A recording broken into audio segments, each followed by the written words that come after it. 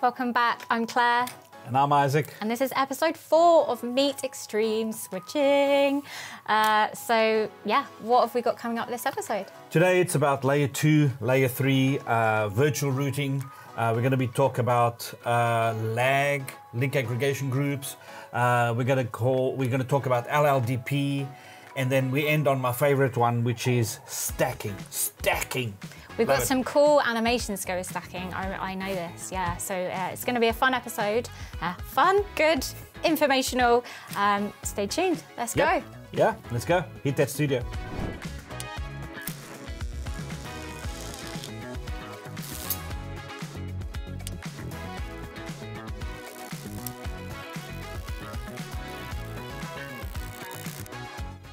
Extreme network switches are capable of doing layer 2 and layer 3 networking out the box, just as a base feature set.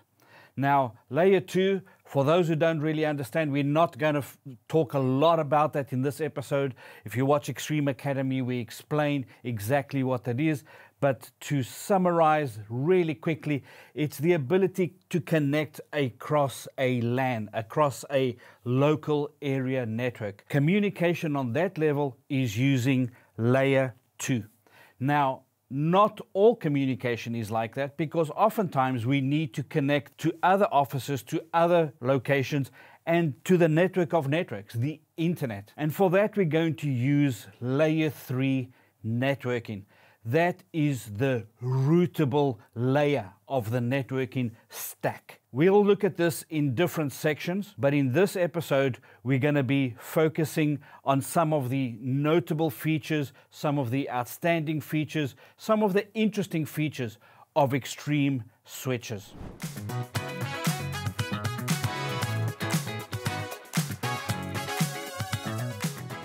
One of the most common approaches to building networks is to isolate users from each other. And I mean that in a positive way. And we do that by creating VLANs. So think about this as an analogy. You don't necessarily want everybody who works in the HR department to have access to everybody who works in the engineering department, to all the content, and have the engineering department have access to the project management department. What you really would like to do to minimize the issue of the human interference in security world is to isolate them. So what you would do is you would place everyone that's within the HR department into their specific VLAN, and the engineering department into theirs, and marketing and creatives into all their individual VLANs. You can mark them, tag them, and again, because of the capabilities of extreme switching, if somebody in HR needs to go and work in the creative department, well, no problem. There's mobility. The system knows about that. Policy will say, I know who you are, I know the device that you are using, and when you go and unplug from one network port or one access point and you go and connect to another one, I know and I can apply and put you into the correct VLAN without any network management, without the network engineer having to run around configuring devices, configuring switches. That's the power of VLANs. Now, when we talk about VLANs, we use a slightly different approach to most of our competitors when it comes to switch engine. A lot of our competitors, they configure ports. Their philosophy is based around a port. They configure ports and then they apply those ports with VLANs and all sorts of things. Extreme does it the other way around. We focus on creating VLANs and then we assign ports to those VLANs. It's different, and a lot of people say they find difficulty when they come across to the extreme world of switching, but when they understand that, that becomes a really important bridge for them. First, we address VLANs, the creation of VLANs, and then we layer everything on top of that. Virtual LANs, for those who don't know, is simply a local area network that we have virtualized on top of a physical switch. So just like a virtual machine on your computer has so much processing power, you can run an operating system and then a second one on top of that. The same thing applies for switching. A switch, a physical switch, that you can then layer various VLANs on top of that physical switch. So why is it important to actually separate these VLANs out? Well, think what would happen if anyone in the company had access or could access the resources of confidential information sitting on the HR segment of the network. That just doesn't strike you as something that should happen. The same thing goes for engineering. Imagine all the code base, imagine all of that information being able to be accessed by anybody on the network. It doesn't make sense. So VLAN separation is something that every company, every network engineer should endeavor to implement in their network. One of the biggest differences between other vendors' approaches to networking and VLANs and ours at Extreme is that a lot of other vendors go with the route of dealing with the port first. They are port-focused switching companies. Our philosophy is a little bit different. We talk about VLANs. We start with VLANs. We create VLANs. And from those VLANs, then we work towards ports, assigning ports to different VLANs. But it always starts at the VLAN. Now this, for a lot of people who move across to Extreme, is one of those difficult things to wrap their head around. But once you do, once you've understood that change, and it's a simple change, we just do it differently. Once you have that, it becomes a lot easier to understand and manage Extreme devices.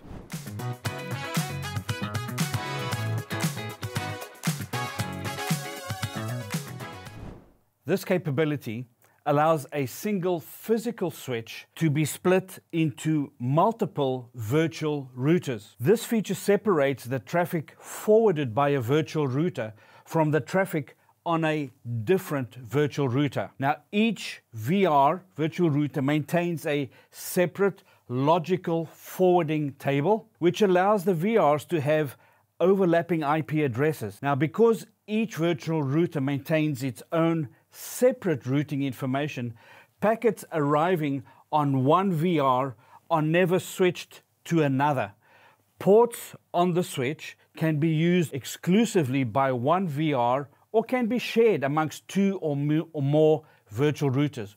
One reason that you would want to configure a port for exclusive use of a single VR is to make sure that only packets from that particular VR egress out from that port. Now, because a single physical switch supports multiple VRs, some commands in the Extreme Exos or Extreme Switch software require you to specify to which VR the command applies. So, for example, when you use the ping command, you have to specify from which VR the ping packets are generated. That's not normally the process, but in this system, that's how you need to do it.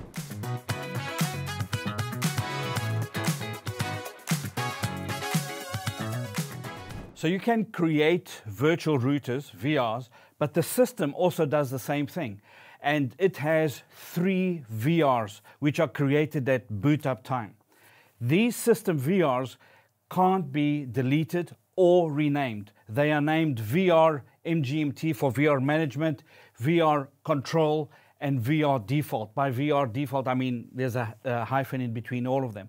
VR management enables remote management stations to access the switch through Telnet, which is not recommended unless you're standing in front of the switch, SSH, and SNMP. Remember version 3. It also owns the management port. No other ports can be added to VR management, and the management port can also not be removed from it. The second of those system ports is VR control, and it hasn't got any VLAN interface, and no VLAN can be created for it. No routing protocol is running on or can be added to VR control. It's called VR1 in Extreme Exos releases before version 11. VR Default is the default virtual router created by Extreme Operating System, Exos Operating System. By default, all data ports in the switch are assigned to VR Default. Any data port can be added to and deleted from VR Default. Users can create and delete VLANs in VR Default.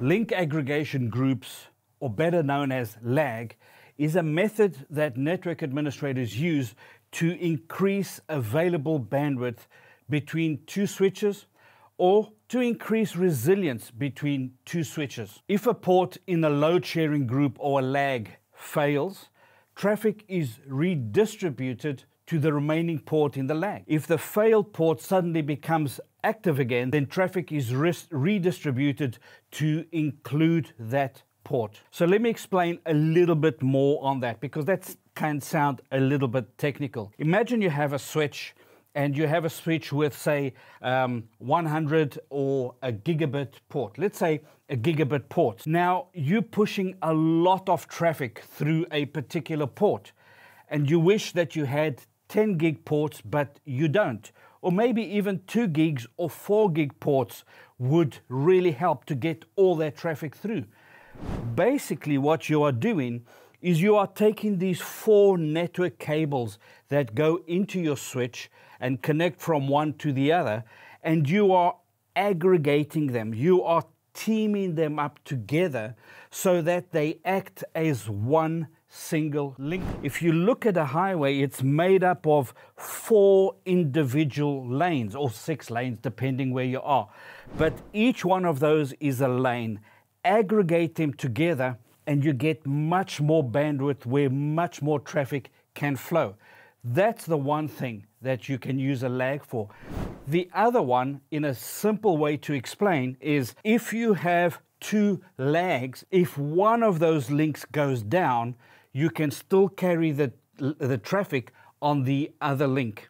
So again, if you have 2 highways, or you have a highway with oncoming and outgoing traffic, if one of those, if there's a massive accident on one, you can reroute the traffic to go through the one. Maybe it's a little bit slower, but all the traffic gets through. These are the options that lag actually gives you. Now note that load sharing must be enabled, of course, on both sides of the link, or a network loop may result. You don't want that. Now, the egress bandwidth of traffic exceeds the capacity of a single link. And that kind of makes sense, right? Because you've got so many more joining together.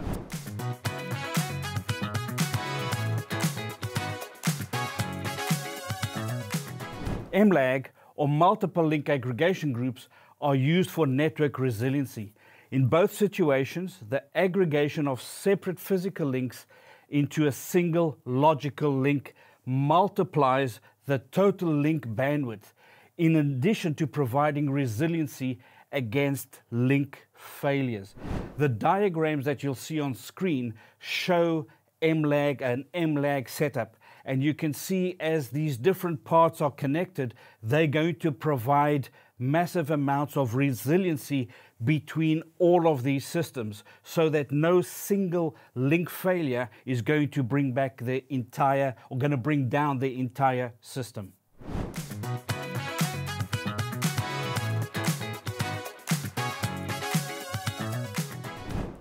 LLDP, or Link Layer Discovery Protocol, is something that enables network devices such as switches, access points, routers, CCTV cameras to do the following. Number 1, advertise device information and capabilities to other devices in the management domain.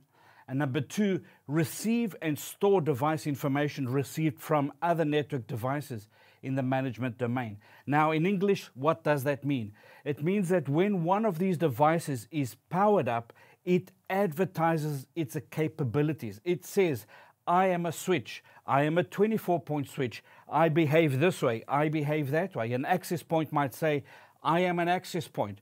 At that point, the other networking devices around it can receive that information, can store that information. And in this case, because we're talking about switches, switches will know about all of these devices and then take decisions based on that. This LLDP discovered information can then be used to do the following. Discover information from all LLDP compatible devices in a multi-vendor environment. This is not limited to Extreme. This is not proprietary technology. It will discover all products from all vendors.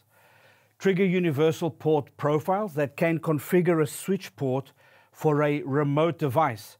For example, it can pick up that it's an AP and put it into a particular VLAN.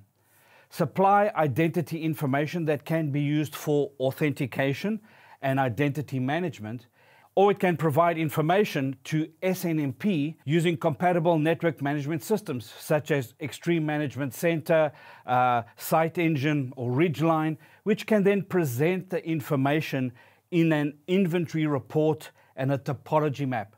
This is really fantastic, because one of the views that network administrators often don't have is a big eye view of their topology and the way it's connected. Here is the answer to get you that type of information.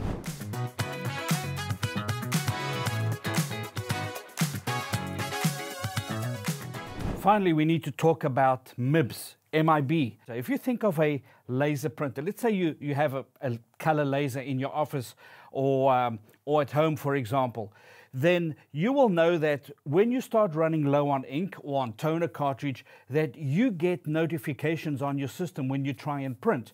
You try and print something, it says, sorry, you're running low on red ink or green ink or on toner. That is a notification once you've sent that information or that request to the printer. But management information base is where that information actually comes from. So when you're on a network, the LLDP is going to be looking at all of that information. That information could include how many pages per second does that printer print? Is it capable of doing in black and white, in color? How many pages, A4 pages, do you still have in the paper tray? Are you low? It would trigger a warning if you are low. It triggers a warning if your ink is low. It might tell you all types of other information regarding that printer. So LLDP is able to query the MIB, which lives on that device, and find out more specific information. This is what a MIB looks like. Now there are, for all the appliances, MIBs are compulsory. They have to carry compulsory information. It's about 4 or 5 bits of information that they need to carry, like identity management. Who are you? That's one of the mandatory. But there's a lot of other MIBs that, and TLVs that companies add into those MIBs to make the information much richer. LLDP uses that information and brings it back into a management system, helping administrators to manage this entire network in a really easy, simple way.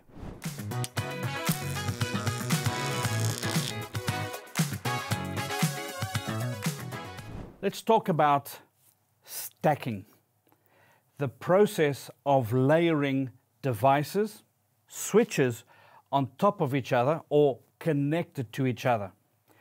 Why would we stack? What is the purpose of stacking? There are many reasons why you would want to do that, but let's address just one or two. Imagine I'm in a high density environment where I might have a lot of IoT devices, a lot of access points, a lot of devices that need to connect back into a switch.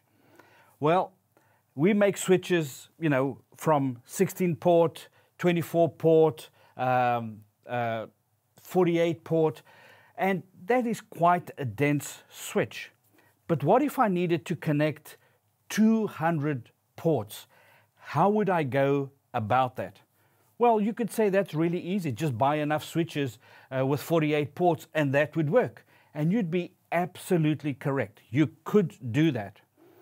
But what that would mean is that every switch would have its own IP address, its own MAC address, would be seen as an individual entity, an individual device. So what if you could take many of them, connect them all up, so that instead of dealing with multiple devices, you deal with only one device, meaning you address all of those ports as one switch.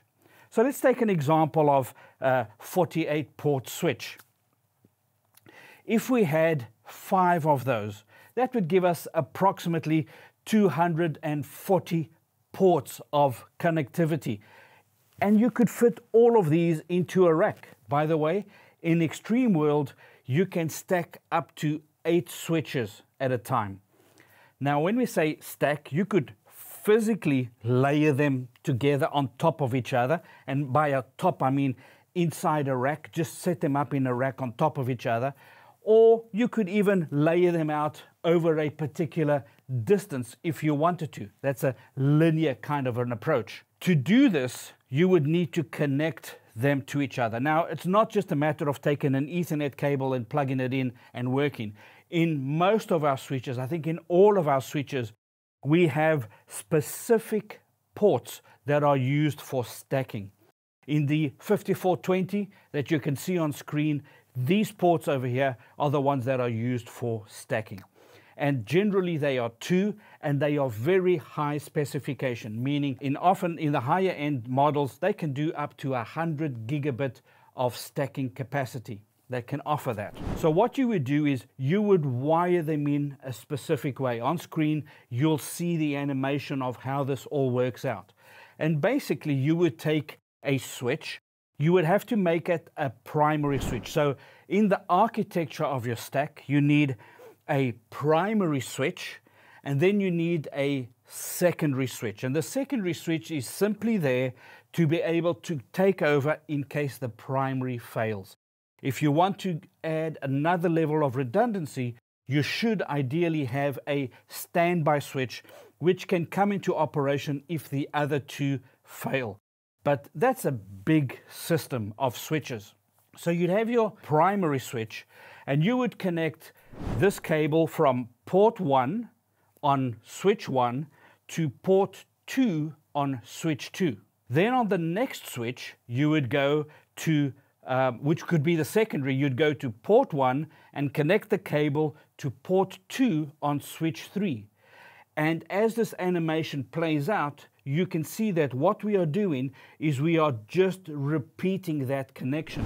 Those cables, by the way, we call them DAC cables, and they are specific for these devices. When you reach the top switch, you'll see that you have one open port, port 1, and on the bottom switch, you have port 2, another available port.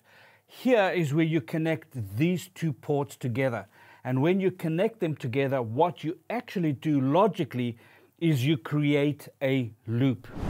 Now, just watch this animation on screen. It's so cool. It almost looks like that snake game that I used to play, and probably some of you played as well. It's so cool how it closes that loop right up at the top. Now, let's be honest here. Once you've connected all of this, it doesn't just magically turn on. You need to do some configuration. You need to define a primary and a secondary, etc. However, if you are using some of our latest universal switches, you can just take this button on screen, the mode button on a 5420, and you can simply press that down for a couple of seconds. I think there's 2 processes to do, and it will automatically auto-configure that entire stack for you while you sip a cup of tea or watch the cricket. We covered a lot of content in this episode, a lot of technical content in this episode, from virtual routers to lag to MLAG, and then we ended up at stacking, one of the really nice features of extreme network switching. Thank you for watching. We'll see you in the next episode.